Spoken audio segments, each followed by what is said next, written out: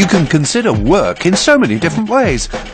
As a chore, a passion, a challenge, a headache, a money earner, or a pastime, etc. Generally speaking, economists view work as a market. In 3 minutes, you'll know everything about the labour market, or just about. Imagine a tiny country that has 10 companies and 100 inhabitants of working age.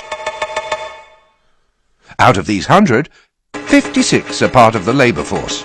In other words, they have a job or are seeking one. Together, our 10 companies and 56 strong labour force therefore constitute a market where you can buy or sell labour. Like any proper market, the labour market is based on supply, that's to say the workers, and demand, in other words, the companies. Since skilled workers are more productive than unskilled ones, companies are prepared to pay them more. But the labour market's extremely segmented. A shoe factory is hardly likely to take on auto engineers, no matter how skilled they may be. Just like a car plant would never hire an astronaut. And then the price of labour also depends on circumstances. In a situation of full employment, there is a shortage of available workers, so wages rise. Conversely, in periods of high unemployment, there is an abundant supply of labour, so wages fall. But let's get back to our mini-country, where a large part of the labour force works in arponium mines. Miners were on good wages until the day when synthetic arponium was invented. All of a sudden, output at the mines fell sharply. Unemployment soared, and 5 people became unemployed, or almost 9% of the labour force. Our minuscule jobs market is swamped by these 5 miners seeking work, but whose skills are now obsolete. So they accept jobs with very low wages and become the working poor, i.e. people who have a job and yet struggle to make ends meet. Faced with this unexpected situation, the government introduces a minimum wage. The lowest salaries rise significantly, which helps the poorest to escape the poverty trap. The problem is that this sudden rise in labour costs threatens the competitiveness of businesses. If they want to avoid price rises, they'll have to make cost savings. For instance, by replacing men with machines, or relocating production to places where labour is cheaper. The minimum wage improves life for some, but risks putting others out of work. What's the best solution?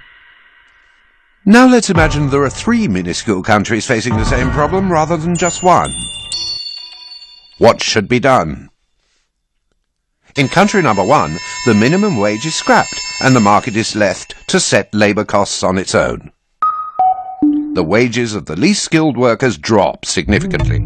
This is the cheapest solution for the community, but it means accepting a 2-tier society, where the poor struggle to access health and education, etc.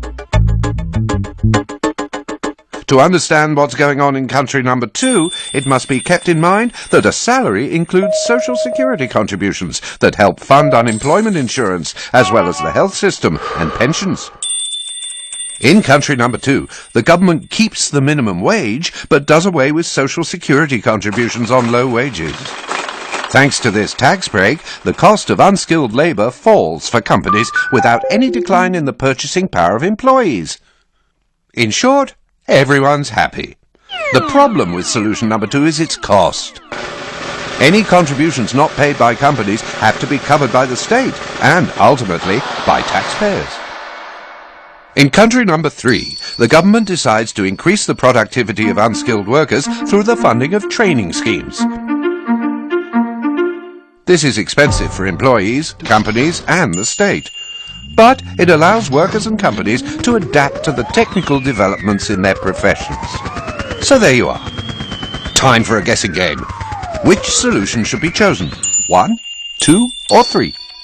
In the real world, these 3 solutions coexist and have respectively been adopted by the United States, France, and Denmark. Which is the best one? For economists, the jury's still out. It's particularly hard to assess the long-term effects of public policies. What figures should we take into account? The unemployment rate? Long-term unemployment? Productivity? And then, looking beyond the figures, these different solutions result from different national histories, economic models, and political decisions. Since it plays a particularly important role for society and individuals, the labour market is not uniform in nature. It varies considerably from one country to the next. Ultimately, it's a kind of market, right, but it's also a lot of other things besides.